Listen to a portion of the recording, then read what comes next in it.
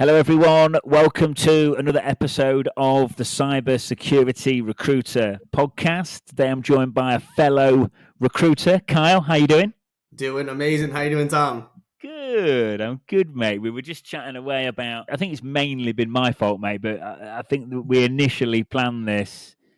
I think it was this year, wasn't it? Just maybe, or was it last year? It was a while ago, wasn't it? Yeah, we started planning this about 2 months ago, but some technical difficulties, but now we're here. So I'm very thankful to be here. So thank you, Tom. This is an amazing opportunity and really happy to be here. So thank you so much. Yeah, good, mate. Good. So I'm looking forward to today, mate. I've been trying to get more recruiters on the show lately because I think with the market conditions, I don't think I know people really value hearing two recruiters chatting away because I get DMs on LinkedIn and from the phone conversations I'm having, I know people really like hearing about things from our side of the fence, Kyle. For those people that don't know you, mate, I'll do you a bit of an intro. So Kyle Espinoza started off back in the day, front desk representative for Diamond Elite Sports Academy.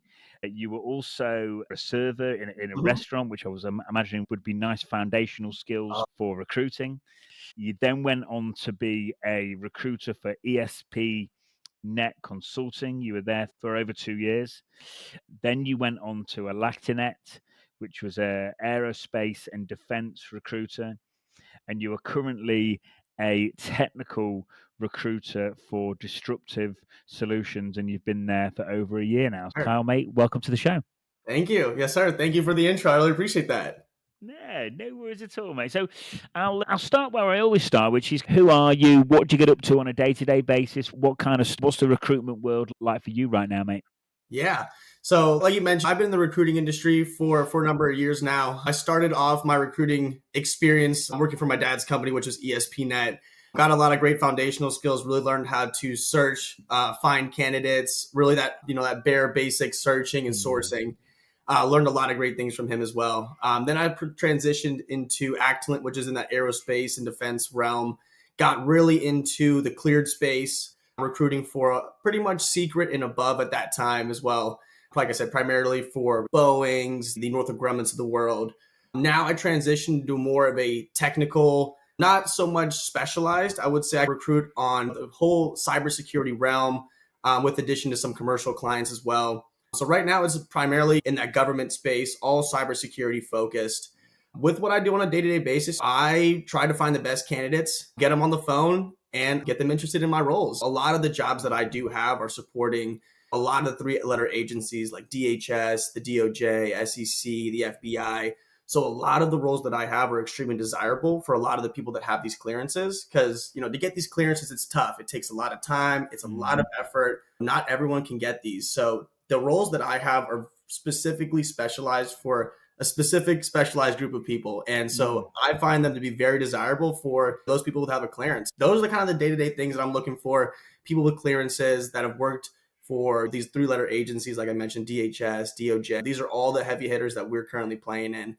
And finding great candidates for these agencies it's tough, but it's a great place to play. It's a lot of great people. When I talk to outstanding candidates on a day-to-day basis, and it's amazing. It's my favorite part of the job. Yeah, cool, mate. Cool. No, listen, I know exactly what it's at. I'm just looking across to my right here because we've got all assignments on the board. We don't do security cleared stuff all the time, but we do it, and we've got one on at the minute. And you map the market out, and you're like, God, it's about 200 or 300 people like applicable for this role. So it's like they're always tight searches, but if you've got the network, it makes it a bit easier. But even so, they're still tough searches, but they're good. The people that do come up to the right people, and they'll appreciate the roles too. Yeah, they do. And I appreciate the roles is a really good way because it's like when I first started doing it, I was like, God, this one's on site. Is this going to be okay? But they're typically used to like an element of on-site or at least hybrid. So it's not as daunting as you think. But yeah, you certainly need to know the areas. A lot of work around Virginia, a lot of work around DC, a lot of work Oceanside in California. So I know what it's like. a lot of cleared bubbles here in the United States. You can find good pockets of them. There's some good pockets in Colorado. Virginia, the DC market has a lot of great cleared people. There's some pockets in Huntsville, Alabama as well. You'll find pockets all throughout the United States, but the DC, Virginia market, that's where you're going to find a lot of the cleared people. Yeah, cool. All right, my friend.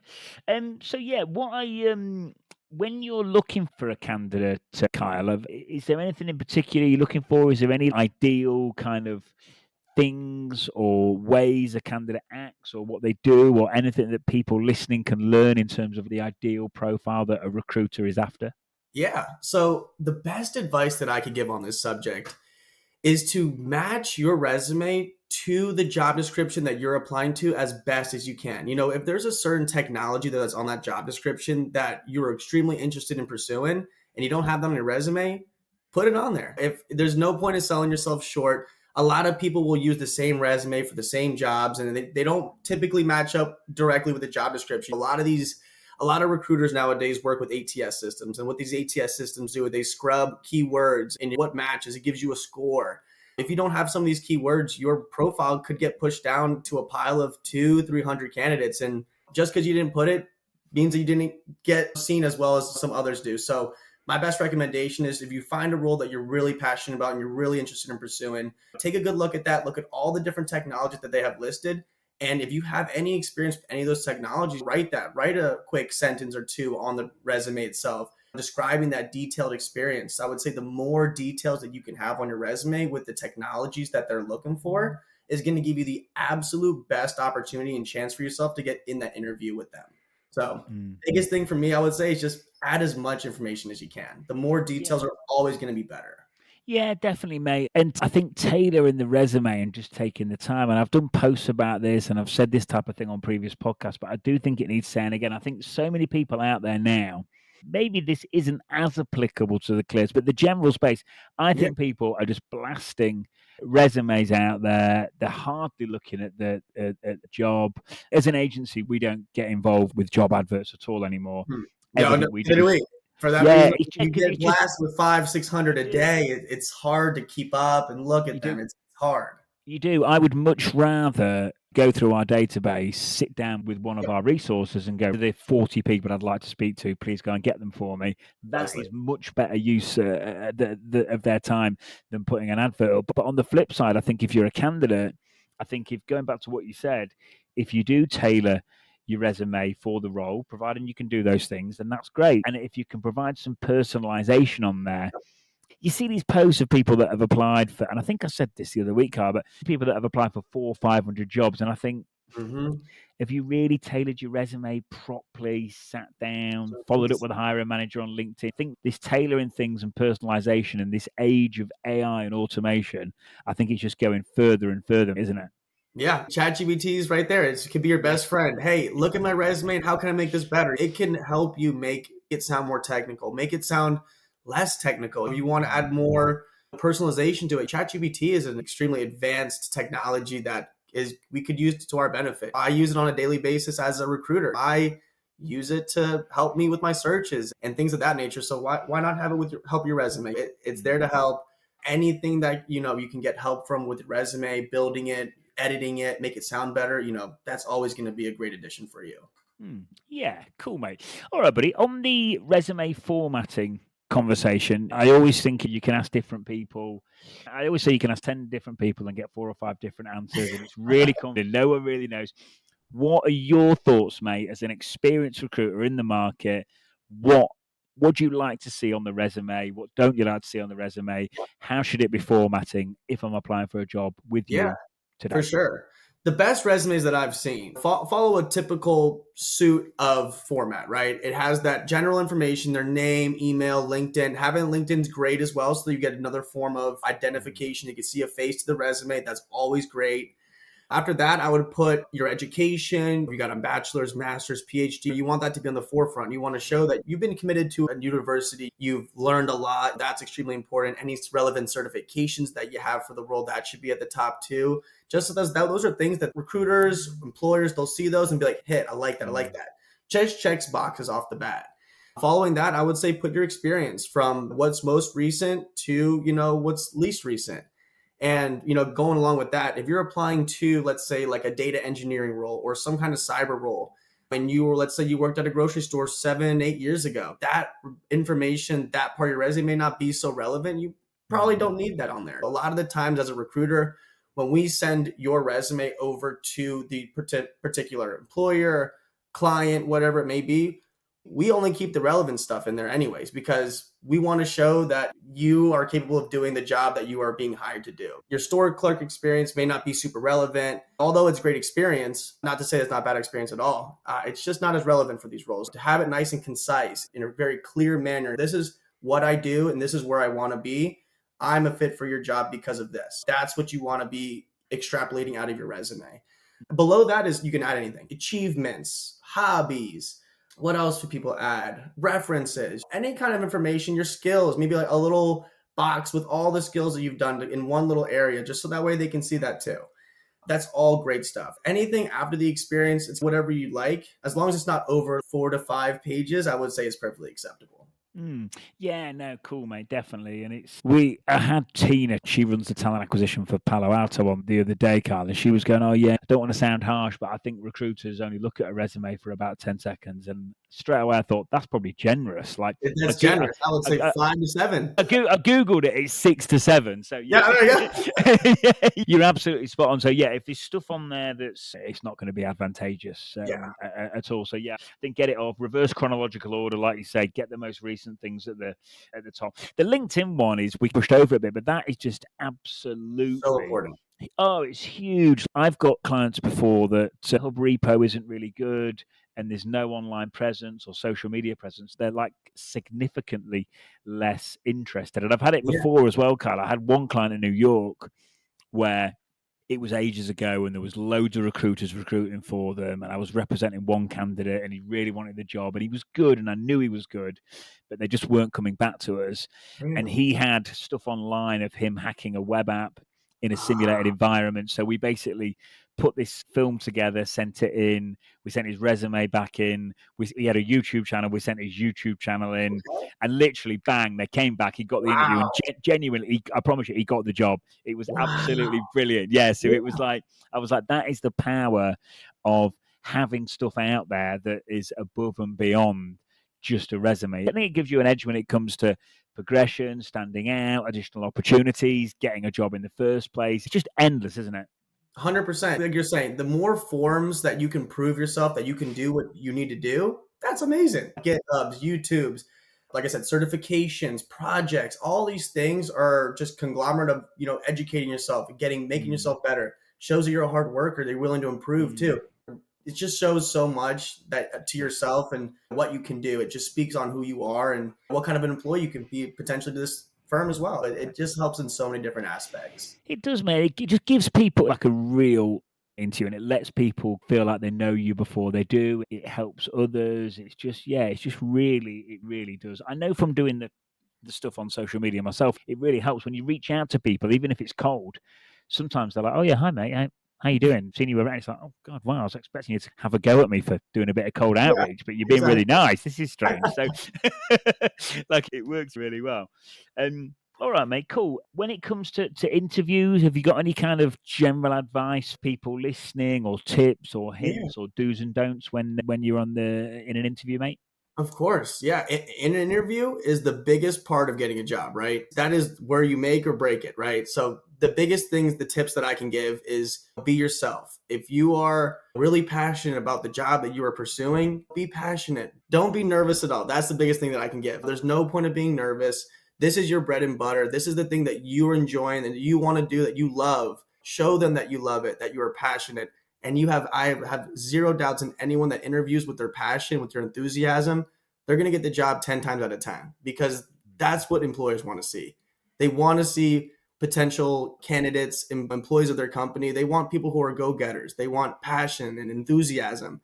If you go into the interview and you're quiet and cold and shy, they may look at you and say, that might not be the best culture fit for us. You may be the smartest person in the world, but you know what? Hey, this person may not gel with this person because they might butt heads. Those are the soft skills that are untalked about at interviews.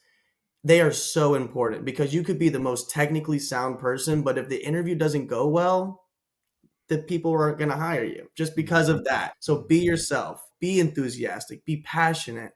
Don't be nervous, because there's no point of being nervous. This is your next step in your next career. That's how every interview should be looked at. Hey, this is the next place I'm going to work. Let me be excited. Those are the biggest things that I say. And the candidates that have gotten jobs for me, they're the most enthusiastic ones who are happy and passionate and are just really excited about the opportunity. That's my best advice. Be detailed with your answers too. That all goes hand in hand. Details, enthusiasm. You will never not get the job if you have those two things. Yeah, cool. Yeah, thanks, mate. You talk about detail and being passionate. And I was saying recently, if everyone before an interview just spent, I was going to say 20 minutes, but even if people just spent 10 intensive minutes on their own in a room. So if I was coming for an interview with you and I read as much as I could read about you in 5 minutes and as much as I could read about the company online in 5 minutes, and I just sat in a room on my own and then went on to the interview, I'd probably be way more prepared than most. And it doesn't sound like much because so many people don't. I actually used to say 20. I mean, I think if you did 20 minutes, you'd absolutely nail it. It's like a study guide. You go to the website and you pick out one thing that you're interested in. You bring that up to the interviewer. They go, wow, they're super interested in us. They took some time and looked at our website. Yeah. Not a lot of people do that. And it goes an extremely long ways in the eyes of the interviewers just to show how enthusiastic and how excited you are, because that just shows that.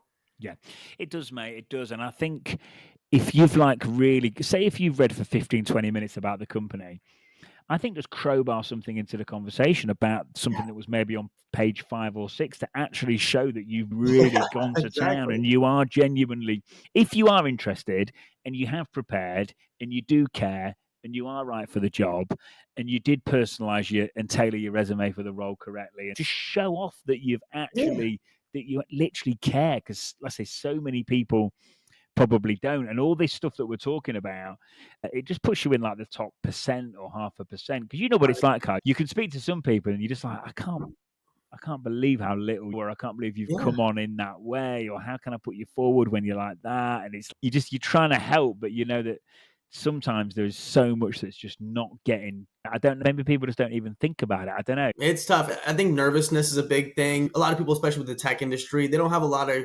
interaction with a lot of people. Talking with recruiters maybe a little bit. I'm speaking more on the junior to mid-level candidates. The senior level people obviously have had recruiter conversations, lots of interviews, so they're fine. They get it. The junior, the middle people, they don't have a lot of conversations with recruiters like us. They don't have a lot of interviews. They get a little nervous. I get that. Totally understand. Like I said, though, the easiest thing to get away from that is just to sit down and say, hey, this is what I'm passionate about. I'm excited for this. I love doing this. I'm gonna do great. With that kind of confidence, you're always going to succeed. Yeah. Yeah, no, definitely, mate. I think as well, when talking of nervousness, if you prepare really well, I think it gives you an air of confidence. Like if you've gone in there and you're ready, you're on point, I think it shows in your body language, the way you are, the way you stand. So I think even if it's just to give you that internal boost inside, like that is enough reason to prepare alone. Yeah. 100%. I guarantee. Yeah. Preparing is the best thing you could possibly do in any scenario, in any point in time, and at anything. No, cool, mate. In terms of questions, should I ask questions during, at the end? How should it go down with regard to questions, mate? Definitely, I would say at the end when they say, hey, do you have any questions for us? I would say that is the employer saying, hey, what else would you like to know about us? Typically, saying any kind of question is the best. What can you tell me more about the program? Tell me more about the job. Tell me about the people, the culture, the company. What fun things do you guys do? Like quarterly, do you guys have any events? My favorite question, though, I tell every one of my candidates after the interview, ask them, hey, what is your favorite part about this company? Because that gets the employer or the interviewer thinking about all the positive things that they love about the company, and thus leaves the interview with a lasting impression that you did a great job, because all that positivity is floating in their head. And they're like, wow, that Kyle guy, he had a great interview. You may not have had the best interview, but just because you left it on such a great note, you left them with all the positive things that they love about the company, just gives that last cherry on top to the interview. That is my favorite question. Yeah. Okay, cool. Yeah, no, thanks, mate. And I think, definitely have questions prepared. I've never, ever met a client that views questions negatively. They love them. They really like a lot of questions. It shows that you're interested. It shows you're caring. And I think the more you can think about the questions as well, the better, Kyle. Like the more authentic and genuine they are. Have you heard of rec to rec before? I don't know if it's a thing it's recruiters that recruit recruiters. Oh, okay. Okay, so we use one because I was like, if any recruiters are coming on, I want them to be exceptional. I just Yeah, want of course. anyone liaising with our clients. So we're using a rec to rec at the minute, and like some of them, I've asked them questions, and have you got any questions? And I can just tell they're just asking me questions because they should. Do you know? Yeah, Do you know what I mean? they just So know they should. Yeah, yeah. do the So I same think, thing. but maybe it's because I'm a recruiter. Maybe it's a bit harder. But I think the more genuine, the more thought you can give those questions, and ask questions to make sure it's a right move for you as well. Because Yeah, any move you make wants to be long term. You want to be happy. You want to be genuinely sticking around and want to stick around of for years course. on end. As nice as it is to talk to guys like me and you don't want to be doing it every year. You want to be probably doing it every 4, 5, 6 years, Yeah, something like every that. year be So tiresome. it would, yeah, it'd be stressful. Yes, So that's right. yeah, cool, mate, cool. In terms of interviews you've done over the years that are quite memorable or have been really good, is there any you can tell us about? And is there any things that he or she did in that interview Yeah. that the listeners could learn from, mate? Yeah. So for me, as a recruiter, I speak to people on a daily basis, right? A lot of people look at me like a robot. I am Disruptive Solutions. I am robot. However, I'm a human being, right? Some of the best conversations that I have had in my throughout my career are the people that treat me like a human. They speak to me like Kyle Espinoza, not Disruptive Solutions recruiter. Being treated like a human being on the phone with someone that you've never met is a completely different experience than just being the recruiter guy, right?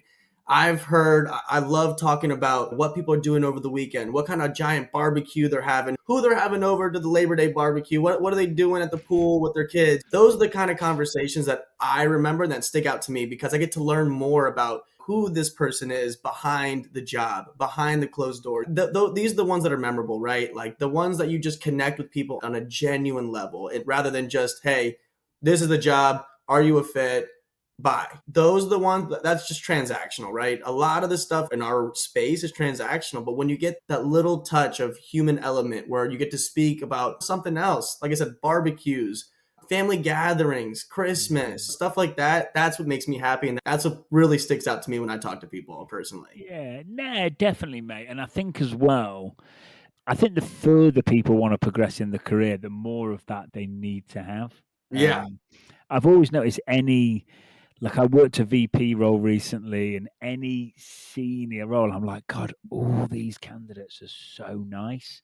Like Yeah. they're all so good with me. They're into, and I'm like, That's no amazing. wonder they've all progressed to VP level because they're all Mm-hmm. just so nice. Like I Yep. think in the corporate world, you can't if you're just not a very nice person and you're hard to get on with and you're not personable and you don't make the time and the effort to listen to other people. Yeah. I think the chances of you progressing are 100. significantly less. So, and also as well, Carl, the security space is so small.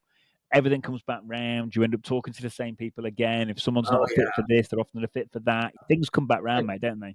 Yeah. So. Yeah, okay, mate, cool. Brings us on nicely to communication. If I am listening and I'm thinking I need to get my communication better, it's not quite where it is at the minute. Any tips or hints for refining those communication skills, buddy? Yeah. Communication, anything you do in life always gets better with practice, right? How can you get communication skills better? Talk more. Have more conversations with people. Go out of your comfort zone. Maybe schedule 20, maybe 15 minutes with a coworker of yours that you really like. You want to just do a little quick working session or bounce some ideas off each other. Just get conversation flowing. Maybe you have a 30-minute meeting with your manager just to see how you're doing or what you can do better. Just conversations, having more conversations throughout the day, getting out of your comfort zone. That's going to put you in an opportunity. So that way, when you're 5, 10 years down the line, you've had all types of conversations. What situations prompt for this? Just practicing. Practice always makes perfect. And by refining your listening, talking skills is how you're going to eventually make it to that C-suite level. You got to be able to hone your conversations, your communication. And that only happens by practicing, right? You got to be able to talk more, get out there, and just have conversations with people. And you'll find it's very easy. Once you get started, it's very easy. Yeah, I think you're right, mate. It's if people go back to the first time they hacked a web app or the first time they worked in a SOC or whatever Yeah, it might be, it was probably really difficult. They probably challenging. weren't that good at it. And yeah, you've got to push yourself to do these things again. But I think as well, it's really easy to lose. Like I notice if I go on holiday, go on vacation for a bit, you come back and your first client call or first candidate call, you're all over the place. You can't remember what to say. It's rubbish. You sound like you just started again. And then by the end of the first day, you're back to normal. But Yeah. I think if you're not exercising that muscle on a frequent basis of talking to people and putting yourself out there and making yourself feel uncomfortable, I know for a fact it's really easy to go a little bit within yourself because I'm used to talking all the time. And if I have a week off it, I feel like I'm brand new again and I'm starting all over again. So if you always say, doing code review or always hacking and never really talking, I can imagine that it must get really hard. Yeah, exactly. Like exactly what you're saying. You got to keep working that muscle. And if you're always hacking or always coding, there's not a lot of time to be communicating and working on that muscle. So you just got to find time and just small opportunities to just have conversations with people. It could be as easy as, hey, do you want to go get some lunch? Lunch is a great way to open conversation, build relationships with others. And once you start that relationship, like you said, working in a SOC, working vulnerability stuff is hard when you start. But once you get the hang of it, it becomes second nature, it becomes easy.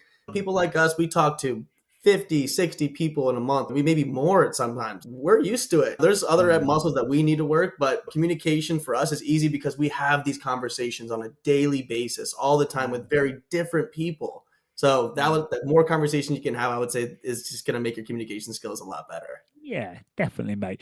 In terms of mistakes and where people have gone wrong, where do you see most people going wrong when it comes to applying or interviews or the job market in general, mate? Yeah, I know we touched on a few of these already. It goes along with the tailoring your resume. Just having one plain resume, it's tough to find a job when you're trying to find something very specific and you use a general resume. So that's mistake number one, tailor that resume.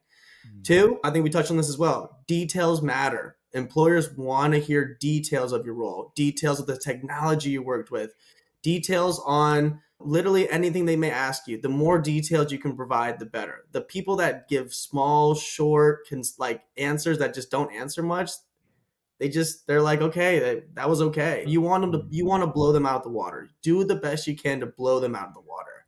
My final thing that I would say is show up on time, early, and don't miss the interview, because a lot of the time, if you miss the interview, that is a bad impression, whether it be technical issues or whatever it may be. No matter if it's your fault or not, the employer is going to look at that as a little X on the box. It's not the best thing. So always make sure if you have an interview scheduled to be prepared, be on time, and don't have anything surrounding that, because it's extremely important to join that when it's time, because you don't want to miss that. No, yeah, definitely, mate. And I see it we've got a new job description through from a client.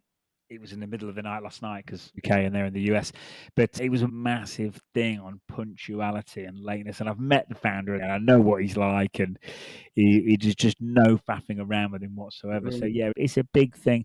I just wonder, Kai, sometimes wonder if there's like almost like too much choice. It's just almost too easy to apply these days. If there was just like, say, 50 companies available to me and 50 companies available to you, can you imagine how much detail and how much tailoring and how much effort we'd put in? Whereas you can log online now and see 100 jobs, and LinkedIn algorithm pushes jobs towards you, Yep. but it's almost like you think you're doing more, but you're probably doing less. And I always say this phrase on the podcast, but I would like to say it again, which is slow down to speed up. If you just got 10 companies and 3 or 4 key decision makers out of each of those 10 companies, that's 40 people. If you hit them up, really tailored, really personalized, I think you'd get better results Yeah. than 100%. applying for 500 jobs, copy and pasting. Yeah, and something you brought up, a great point actually there. If you're someone and there's 10 companies that you love to work for and you'd be a great fit, what I would do is I would get my resume perfectly done up for each company. I would then go to LinkedIn and reach out to some of the recruiters, reach out to some of the executives, get your name and your likeness out there in that space. Then a recruiter's gonna be like, hey, have you heard of Kyle Espinoza? Oh, that guy messaged me on LinkedIn 2 days ago. Let's get an interview for him. Small things like that can add up. And if you find 10 that you really like and really make an effort for those 10, I guarantee you will get at least 2 to 3 interviews of that 10 instead of just blasting and hoping and praying. Hoping and praying can only take you so far. It's what you can control is what you can control. You can control your resume. You can control where you post. You can control who you reach out to. There's so many things in your control that people aren't controlling, and it's not using it to their advantage. So do what you can control what you can control, and do your best like you said, slow down to speed up. That's a great way to describe it. Yeah, definitely. I almost take it back to the old school. If you say live in Virginia and you pick 20 companies in Virginia that you really want to work for, I would imagine they're probably going to be going to an event or a B-sides, or For sure. they're going to be attending something in your area at some point. So not only can you tailor all the communication, you can research each company in detail and show that you actually care. You make sure it's the right firm for you. Make sure you're going to do a good job for them, and they're going to give you what you want. And yeah, if they're local, that in-person stuff. Like I've been talking to the team today about it, Carl. I'm going to start booking some flights and getting over to America a lot more, because I think that Yeah. it's almost like a USP these days to go and buy someone dinner, or go and take someone for a beer, or go and take someone for a coffee, because since COVID, we don't need to do it. So it's almost, if you say I met one of my clients from Miami, she was in Spain. So I met her down in Spain and a few of the team, and it was absolutely, I wasn't going to go, and they were like, Tom, we're from like Miami and we're over here. Like, you can't not jump on a plane 2 hours down to Spain. I was like, okay, fair enough. So but it made all the difference, man. And it was so good. I almost feel like all this, I love automation and AI, and we're using it for all sorts within the agency, and it's great as long as you don't overuse it. But I do think with it all coming in, there's a place for just going back to the old school and meeting up and shaking hands and buying beers and buying coffees. I think it goes a long way, mate, doesn't it? Yeah, back to basics. That is the human element I touched on. You can do all this automation, you can play with robots, but above all else, we're all human beings, and human beings love human interaction. That is what's really going to set the stage for the relationship that you want to build with this person. And it just goes an extremely long way. Like you said, your client, they wanted to see you. They told you that you're not going to Spain. Mate, no yeah, choice. Exactly. But that means that you're doing a great job, and they really wanted to meet you. So that is amazing. That is amazing. Yeah. And you know what? It's nice, because even though I'd been dealing with them for years, it just felt so much different after we ping each other all the time on LinkedIn and messages apps and all the rest of it. But to actually have met someone, it's just a different level of rapport and trust, and a different level of relationship, like I say. And I think just that pure effort of actually getting on a plane and traveling and going to meet someone, it really counts for a lot of my clients right now. I live about 30 minutes away from DC. I get take the metro or the train into DC, meet my people for lunch all the time. It's great. Like it's an experience that you feel, it makes you feel great. You're putting in this work to see this person, to build this relationship, and it just makes you feel great. Honestly, for me, I love it. It's my favorite thing.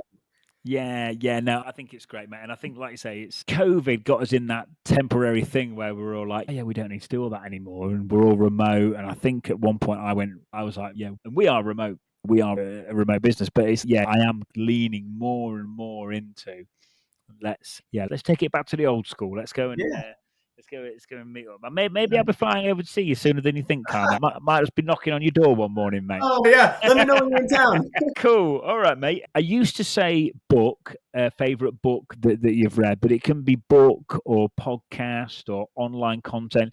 It doesn't have to be cybersecurity related. It doesn't have to be recruitment related, although it can be. Just anything that's had impact on you as a person and your overall growth. Like what books, pods, or what are you consuming online, mate, that could help the listeners? Yeah. So I will actually go back to the basics. I'm going to go old school. So I read this book this year. It's called Emotional Intelligence Habits by Travis Bradberry. This book has taught me how to communicate in any situation with any individual. This book has made me an overall better human being than any other book that I've read. This book talks about a lot of things that are very beneficial to you in the workplace, to you as a person. Some of the chapters that are in here are how to beat stress and stay calm, how to increase your happiness, increase your confidence, increase your mental strength. What's the difference between introverted and extroverted people, and how do you communicate with these people? Because they're very different people. And that was a chapter that really opened my eyes the most, because I'm an extrovert. I love talking.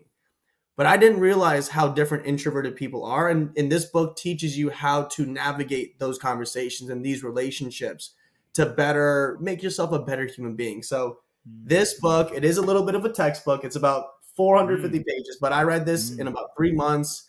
And the takeaways from this book have ever changed me. I look at my notes on a daily basis, refresh my memory. I'm like, I'm having a bad day. Let me go through the mental toughness notes that I read.